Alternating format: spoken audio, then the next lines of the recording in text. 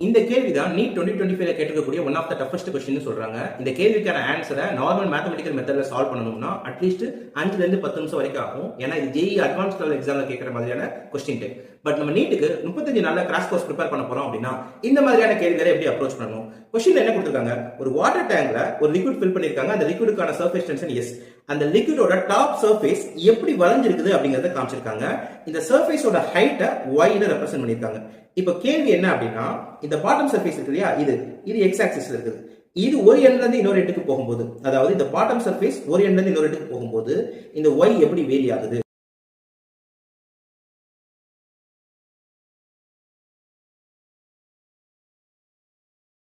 நமக்கு y அப்படின்னா நமக்கு தெரியும் ஒரு ஹைட்.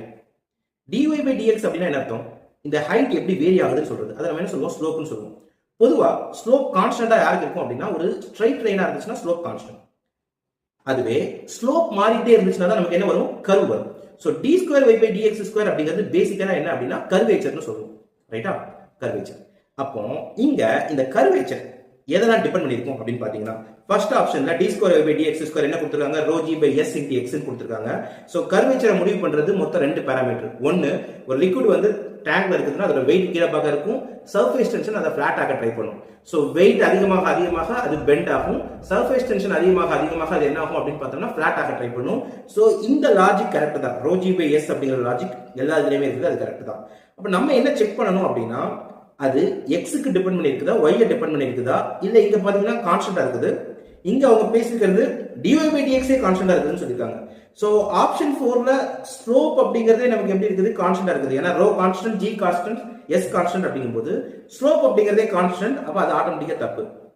கர்வேச்சர் கான்ஸ்டன்டான்னு பார்த்தோம்னா கர்வேச்சர் ஒரே மாதிரி இல்லை. ஏன்னா இங்க இருக்கிறது ஃபிளாட்டா இருக்குது, இங்க நல்லா வளையுது. டேங்க் பக்கத்துல போகும்போது எட்ஜுக்கு போகும்போது வளையுது. அப்ப கர்வேச்சர் கான்ஸ்டன்ட் அப்படிங்கிற லாஜிக்கும் தப்பு.